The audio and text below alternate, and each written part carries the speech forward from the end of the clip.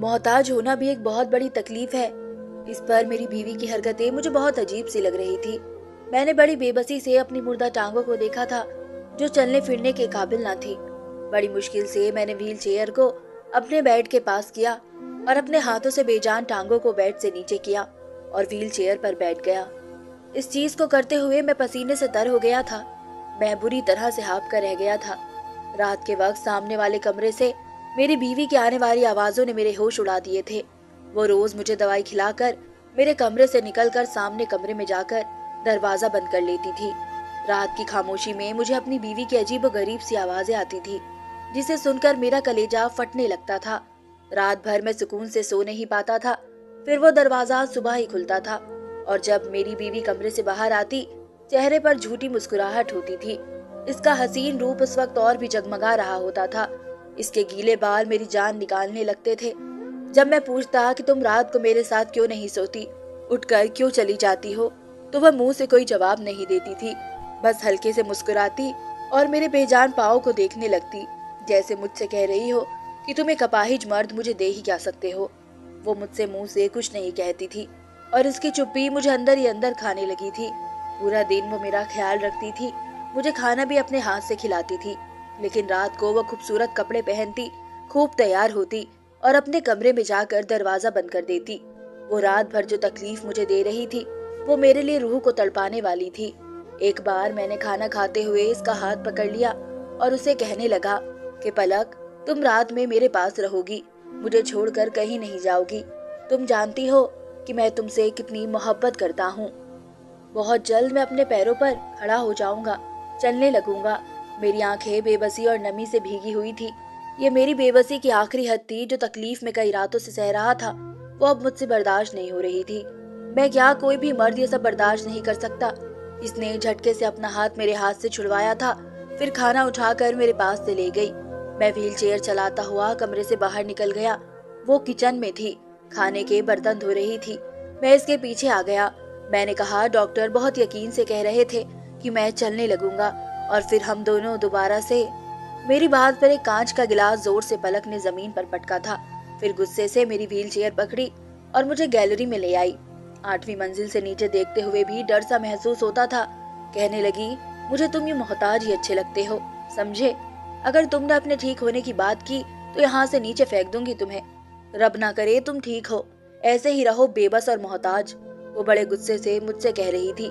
Gallery की दीवारें ज्यादा ऊंची नहीं थी, जिस कदर वो मुझे आगे कर चुकी थी। नीचे का मंजर देखकर मेरी जान निकली थी। इसकी आंखें इस वक्त न जाने किस जज्बे के तहत लाल थी। वो गुस्से से लंबे लंबे सांस भर रही थी। फिर मेरी व्हील चेयर पीछे कर दी, मुझे मेरे कमरे में ले आई। मुझे बेड पर सहारा देकर लिटा दिया और दवाई खिलाकर मेरे कमरे का दरवाजा पूरा खोलकर सामने कमरे में चली गई। जोर से इस दरवाजे को बंद कर दिया। जिस कमरे में वो रहने लगी थी, इसका एक दरवाजा पीछे की तरफ भी खुलता था।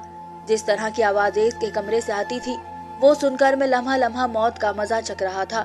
मुझे अपनी बेजान टांगों पर गुस्सा आने लगा था। मैंने बेबसी से अपनी टांगों पर मुक्के मारने शुरू कर दिए। अगर मैं ठीक होता तो जान से मार डालता उस आदमी को, जिसके साथ मेरी बीवी हंस हंस कर बातें कर रही थी इस बंद कमरे में, और न जाने क्या क्या कर रही थी। लेकिन मैं बेबस और मजबूर था। एक बार मैंने ठान ली कि मैं आज इस आदमी को छोड़ूंगा नहीं। इसलिए बड़ी मुश्किल से मैं चेयर पर बैठा था और साइड टेबल से पिस्तौल निकाली और कमरे से बाहर निकल गया। सामने कमरे से अब भी हंसने और बातें करने की आवाजें आ रही थी। मैंने कमरे के की होल में झांक कर देखा। जो मंजर मैंने देखा, मेरे होश उड़ गए थे। मैंने गुस्से से दरवाजा पीटना शुरू कर दिया। जैसे ही दरवाजा खुला, सामने खड़े आदमी को देखकर मेरे होश उड़ गए थे। मेरे हाथ में पड़ी बंदूक गिर चुकी थी, क्योंकि सामने मेरा ही वो अपना बहुत खूबसूरत हुस्न लिए मेरे सामने बैठी थी। मुझे उलझी हुई नजरों से देख रही थी। मैंने अपने मुंह से सिगरेट का लंबा सा कश लेकर धुआं उड़ाते हुए कहा कि मिस पलक, मेरी तरफ से कोई जोर जबरदस्ती नहीं है। आप अपने फैसले में आजाद हैं। एक तरफ 20 लाख का चेक था और दूसरी तरफ शादी। मैंने इस हसीन लड़की के चेहरे की बेबसी को देखा और मन ही मन मुस्कुराया था। इसकी नजरें कभी 20 लाख के चेक पर जाकर टिक जाती, जिसकी इस वक्त इसे बहुत ज्यादा जरूरत थी, तो कभी शादी पर। औरत अगर हसीन हो और उस पर बेबस और मजबूर भी हो, तो उसकी बेबसी से खेलने में और भी ज्यादा मजा आता है। इसलिए मैं जिस कदर पलक की बेबसी से मजा उठा सकता था, इसकी आंखों में झिलमिलाते आंसू मेरे अंदर के मर्द को सुकून दे रहे थे। एक खुददार लड़की के लिए शायद ये फैसला करना बहुत मुश्किल था, जिसमें मैंने पलक को उलझा दिया था। इसका बाप इस वक्त अस्पताल के आईसीयू में जिंदगी और मौत की जंग लड़ रहा था और वो बेबस आंखों में आंसू लिए मेरे सामने बैठी थी। उस वक्त इसकी रोई रोई गुलाबी आंखें मेरा चैन चुरा रही थी। फिर उसने कांपते हाथों से शादी के पेपर्स पर साइन किए थे। मेरे चेहरे पर भरपूर मुस्कुराहट सी छा गई थी। मैंने समझा कि मैंने फिर एक नाजुक कली को खरीद लिया। इसे भी 4 दिन अपने कमरे की जीनत बनाऊंगा और फिर किसी फालतू चीज की तरह से फेंक दूंगा। मेरे लिए औरत शायद इतनी ही अहम थी कि जिसके साथ कुछ दिन या कुछ महीने वक्त गुजारा जाए। मगर मैं नहीं जानता था कि पलक की साफत का नाम है। वो कोई आम लड़की ना थी, कोई बला थी। हाँ, वो एक बला ही थी जो मुझे निगल गई। मैंने बड़ी खुशी से वो शादी के पेपर उसके हाथ से लिए और अपने साइन किए। मेरे ऑफिस के रूम की तीसरी कुर्सी पर वकील साहब बैठे थे, जिन्होंने बाकी की कार्यवाही की थी। वो हसीन और खूबसूरत पलक एक मलिका सी लग रही थी, लेकिन बस चंद महीनों के लिए। मैंने ही अंदर अंदर सोचा था। पलक अपने आंसू पोंछ रही थी। इसने वो चेक उठाया और मेरे ऑफिस से बाहर जाने लगी, लेकिन मेरी पुकार पर उसके कदम रुके थे। मैंने कहा, पलक, ये चेक मेरा ड्राइवर अस्पताल पहुंचा देगा। तुम मेरे साथ मेरे फ्लैट में चलोगी। मुझ में अब इतना सब्र नहीं था कि इसका इंतजार करता। इसने पलट कर मुझे तड़प कर देखा था। कहने लगी, मेरे बाबा जख्मी हालत में अस्पताल में पड़े हैं।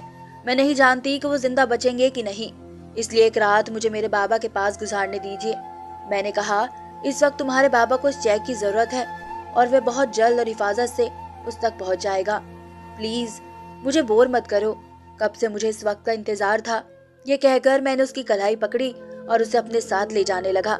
वो पूरे रास्ते मेरी मिन्नतें करती रही, मुझसे बस कुछ घंटे मांगती रही कि उसे उसके बाबा के पास भेज दो। लेकिन मुझे तो जैसे कुछ भी सुनाई नहीं दे रहा था, सिवाय उस थप्पड़ की गूंज के जो कुछ दिन पहले इस लड़की ने मेरे मुंह पर मारा था। मेरे अंदर लगी आग शायद इसकी बेबसी और बहते आंसू देखकर ही बुझनी थी, इसलिए मैं हंसी से गाड़ी चलाता रहा। मैं एक अमीर और अय्याश किस्म का 30 साल का नौजवान था। इतने तो शायद किसी ने कपड़े नहीं खरीदे होंगे जितनी मैं लड़कियों को खरीद कर किसी फालतू चीज की तरह फेंक चुका था। दौलत की रेल पेल थी, किसी चीज की कोई कमी ना थी। मैंने शादी भी अभी तक इसलिए नहीं की थी कि मुझे किसी एक औरत के साथ जिंदगी नहीं गुजारनी थी। आज तक कोई ऐसी ना मिली थी कि कुछ रातों के मजे के बाद मुझे अच्छी लगे। मैंने पलक की कलाई अपने फ्लैट के बेडरूम में लाकर छोड़ी थी। वो आंसू बहा रही थी। मैंने कहा, 20 लाख दिए हैं मैंने तुम्हें। नहीं मरेगा तुम्हारा वो बीमार और बुढ़ा बाप, इसलिए ये रोना धोना बंद करो।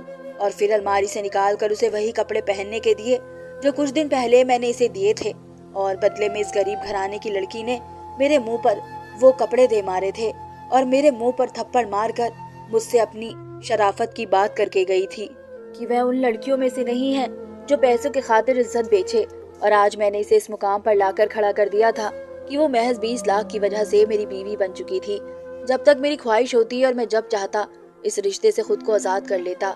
हालांकि कुछ दिन पहले भी मैंने इसे 20 लाख का ही चेक दिया था और वजह इसका बेपनाह हुस्न था, जिसने मेरे होश और नींद उड़ा कर रख दी थी। मैंने इसके हुस्न की कीमत पहले भी इतनी ही लगाई थी, लेकिन बदले में इसने थप्पड़ मार दिया। मैं चाहता तो इसी रात इसे जबरदस्ती भी अगवा करके जो चाहता कर सकता था, लेकिन नहीं, मुझे इसे बेबस और मजबूर देखना था। मैं चाहता था कि वह खुद मेरे पास रोती हुई भीख मांगती आए, मेरे सामने हाथ जोड़कर रोती गिड़गिड़ाती आए। फिर ऐसा ही हुआ था और आज वो मेरे सामने उन कपड़ों में मौजूद थी जिसमें मैं उसे देखना चाहता था। मैंने उसे अपनी बाहों में लिया और उसके साथ पलक मेरे पापा के ऑफिस में काम करने वाली एक मामूली सी एम्प्लॉय थी, जिसकी तनख्वाह भी कम थी।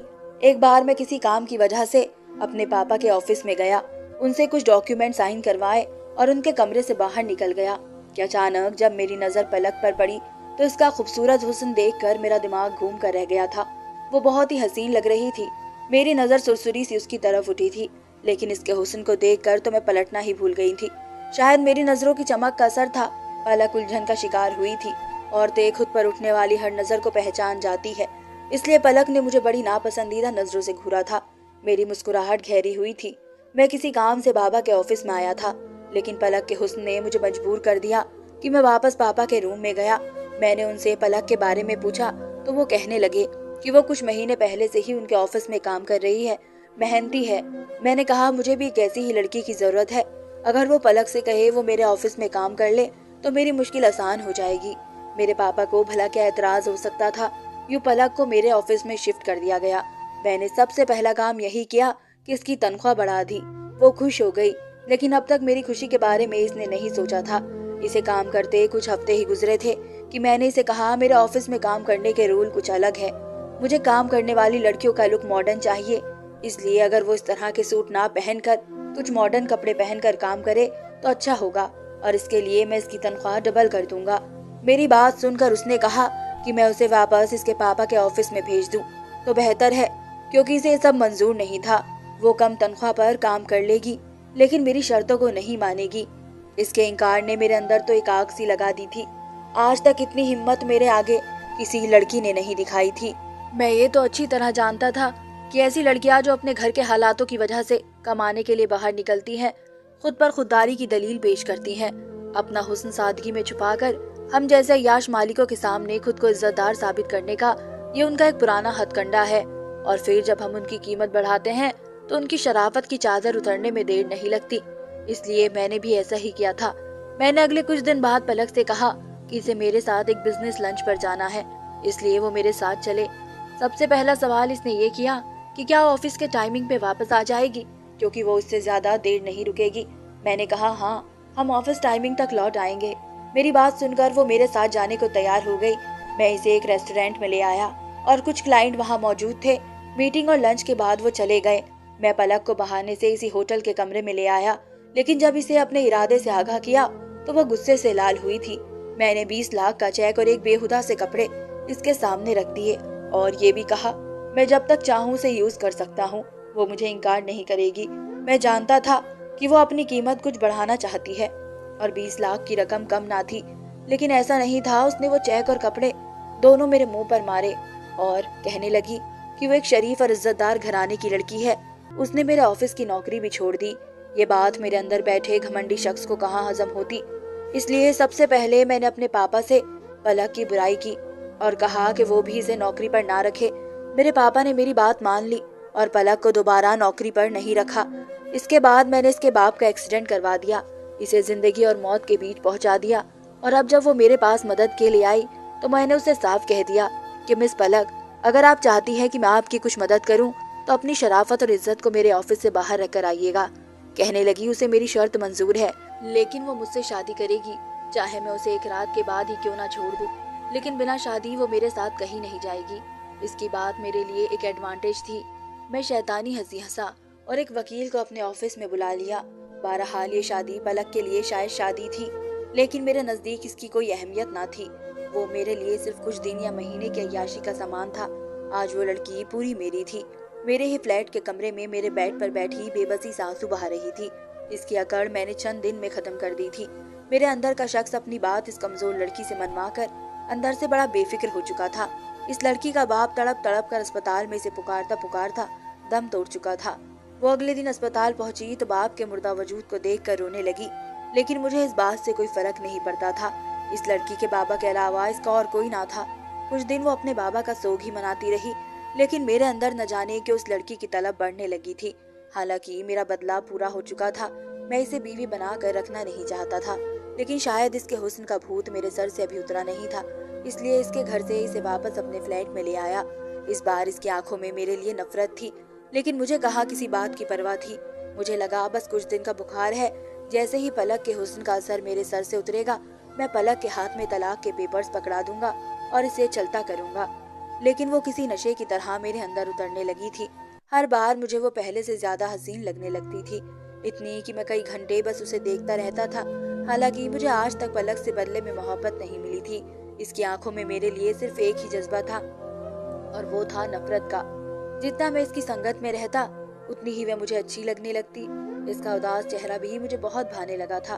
एक बार वो बीमार हो गई, तब मेरी जान पर बन गई थी।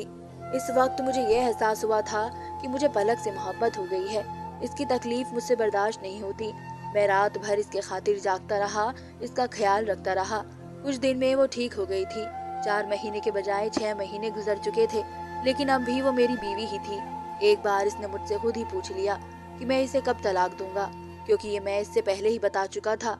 मैं इसके साथ सिर्फ कुछ दिन या 1 महीने ही रहूंगा, लेकिन अब मेरा इरादा बदल चुका था। मैं चाहता था वह यूं ही मेरे साथ रहे। मेरी बात सुनकर इसने अजीब सी नजरों से मुझे देखा था। कहने लगी, मुझे तुम्हारे साथ जिंदगी नहीं गुजारनी, मुझे हर हाल में तुमसे तलाक चाहिए।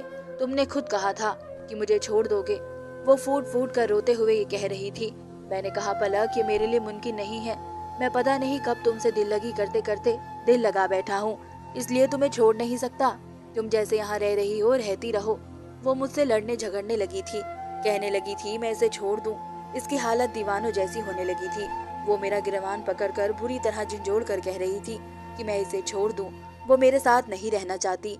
मैंने बहुत चाहा कि इसे समझाऊं, लेकिन वो समझ ही नहीं पा रही थी। मजबूरन मुझे इसे थप्पड़ मारना पड़ा।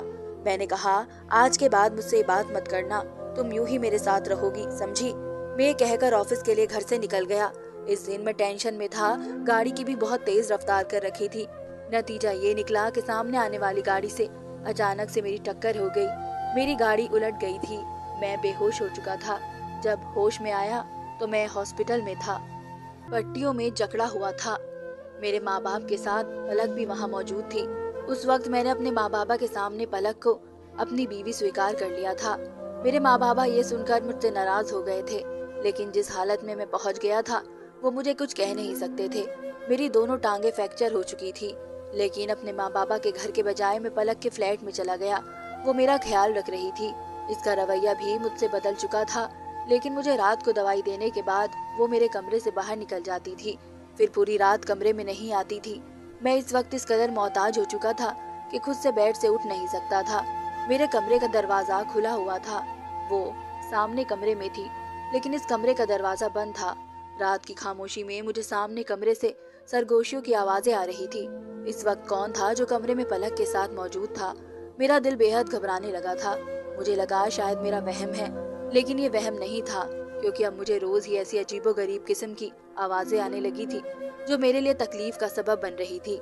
मेरा ऑफिस के काम के सिलसिले में पलक ही मुझे पेपर साइन करने के लिए देती थी। मेरा ऑफिस का मैनेजर रोज आता था। जो भी जरूरी काम होता मैं इससे घर पर ही डिस्कस करता था। वो फिर चला जाता था।